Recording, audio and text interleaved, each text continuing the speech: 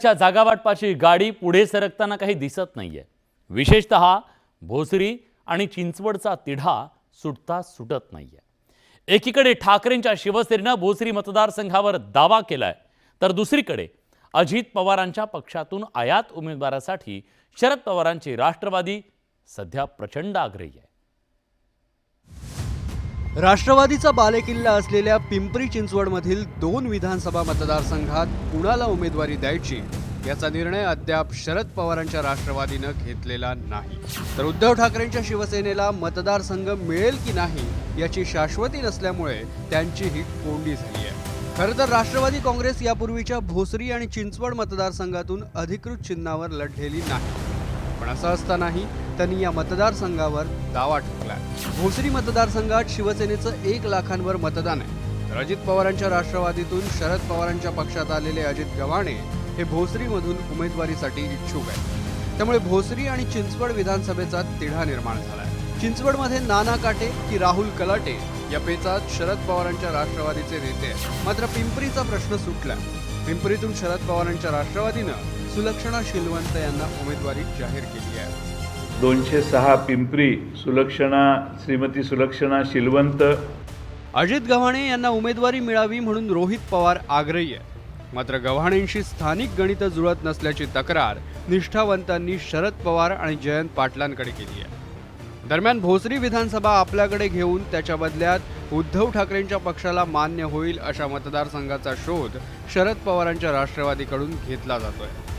खरं तर भोसरी विधानसभेसाठी ठाकरेंच्या शिवसेनेकडे रवी लांडगेंसारखा तगडा उमेदवार आहे। मात्र मतदारसंघ कुणाचा हे ठरत नसल्यानं सगळेच तळ्यात मळ्यात आहेत। मला असं वाटतं की तोपर्यंत बऱ्याच गोष्टी स्पष्ट होतील। मला मैत्रीपूर्ण लढतीची लागेल असं मला वाटत नाही। एकीकडे महाविकास आघाडीच्या जागा वाटपाचा घोळ आहे, तर दुसरीकडे महायुतीनं या दोन्ही मतदारसंघात उमेदवार जाहीर करून आघाडी घेतली आहे। वैभव सोनवणे, न्यूज 18 लोकमत, पुणे। महाविकास दहिसरमधनं ठाकरेंच्या पक्षाकडनं तेजस्वी घोसाळकर यांना तिकीट जाहीर करण्यात आलंय। शिवसेना उद्धव बाळासाहेब ठाकरे यांच्या पक्षाकडनं तेजस्विनी घोसाळकर यांना हे तिकीट मिळालेलं आहे। त्यामुळे भाजपच्या मनीषा चौधरींच्या विरोधात तेजस्विनी घोसाळकर या निवडणूक लढवतील। त्यांचे पती अभिषेक घोसाळकर यांची काही महिन्यांपूर्वी हत्या झालेली होती। अभिषेक घोसाळकर यांची 8 फेब्रुवारी 2024ला हत्या करण्यात आली। तेजस्वी यांचे सासरे माजी आमदार विनोद घोसाळकर यांनी सुद्धा या उमेदवारीसाठी बराच जोर लावलेला होता। मातोश्रीनं म्हणजे उद्धव ठाकरेंनी तेजस्वी घोसाळकरांना ग्रीन सिग्नल दिलाय।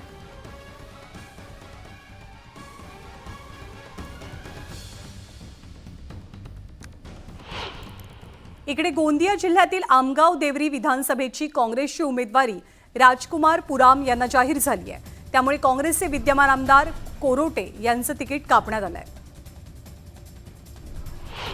तर जालना इथून कैलास गोरंट्याल यांची उमेदवारी जाहीर होताच त्यांनी पक्षश्रेष्ठींचे आभार मानले। विकासाच्या मुद्द्यावरती निवडणूक लढवू अशी प्रतिक्रियाही गोरंट्याल यांनी दिली आहे। दक्षिण नागपूरमधनं काँग्रेसकडनं गिरीश पांडव यांना उमेदवारी जाहीर झाली। पांडव यांना उमेदवारी जाहीर होताच नागपूरच्या मेडिकल चौकात काँग्रेस कार्यकर्त्यांनी मोठा जल्लोष केला। हिंगोलीच्या जागेवरती ठाकरेंच्या पक्षाकडनं उमेदवार जाहीर झालाय। ठाकरे यांच्या पक्षाकडनं रुपाली पाटील ही जागा लढवतील। दरम्यान महायुतीमध्ये महाविकास आघाडीमध्ये बंडखोरी होणार नाही असं वक्तव्य पाटील यांनी केलंय। परतूर मंठा विधानसभा मतदारसंघातनं ठाकरे यांच्या पक्षाचे जिल्हा प्रमुख AJ बोराडे यांना उमेदवारी मिळते। 28 तारखेला बोराडे उमेदवारी अर्ज दाखल करतील। यवतमाळच्या दिग्रस मतदारसंघातनं पवन जयस्वाल यांना उमेदवारी जाहीर झाली। त्यामुळे इथे ठाकरेंचा पक्ष विरुद्ध शिवसेना अशी थेट लढत रंगेल। लातूरच्या निलंगामधनं काँग्रेसकडनं अभय साळुंखे यांना उमेदवारी घोषित झाली आहे। उमेदवारी मिळाल्याबद्दल साळुंखे यांनी काँग्रेस पक्ष नेतृत्वाचे आभार मानले। अकोल्याच्या अकोटमधनं माजी मंत्री सुधाकर गणगणे यांचे पुत्र महेश गणगणे यांना उमेदवारी जाहीर झाली। महाविकास आघाडीतल्या रस्सीखेचीनंतर अखेर काँग्रेसकडनं ही उमेदवारी मिळाली आहे। जळगाव मतदारसंघासाठी शिवसेना ठाकरेंच्या पक्षाकडनं जयश्री महाजन यांची उमेदवारी घोषित झाली आहे. विधानसभेच्या निवडणुकीत आपला विजय निश्चित असेल असा विश्वास त्यांनी व्यक्त केला. जतमधनं उमेदवारी दिल्यामुळे गोपीचंद पडळकरांनी पक्षश्रेष्ठींचे आभार मानले. पडळकर समर्थकांनी फटाक्यांची आतषबाजी करत एकच जल्लोष केला. दरम्यान जतमध्ये विकासाचं राजकारण करू असा विश्वास पडळकरांनी व्यक्त केला. काँग्रेसकडनं दुसरी उमेदवार यादी जाहीर झाली आहे. यादीमध्ये एकूण 23 जागांच्या उमेदवारीबाबतची घोषणा करण्यात आली.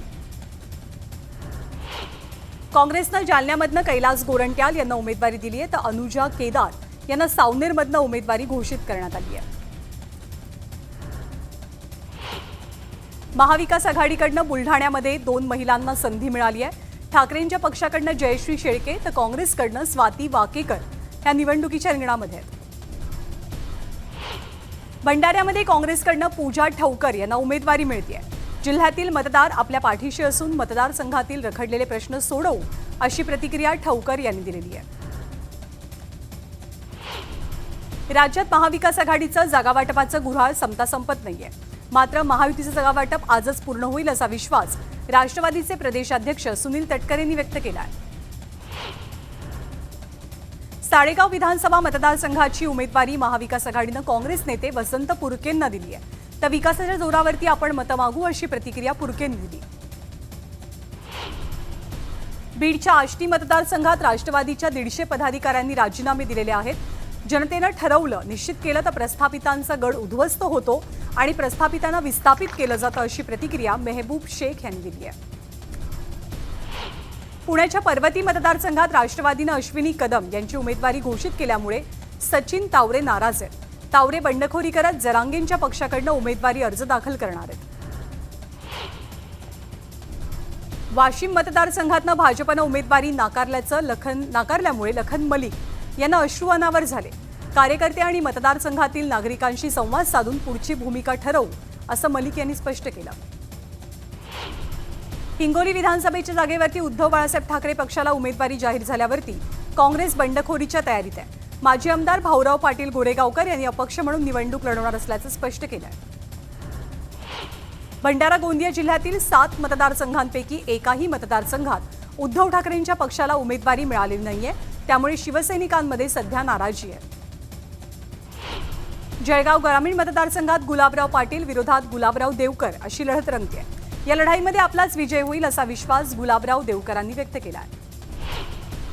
जळगाव शहरातनं विद्यमान आमदार सुरेश भोळे यांना पुन्हा उमेदवारी मिळाल्यामुळे अश्विन सोनवणे नाराज आहेत.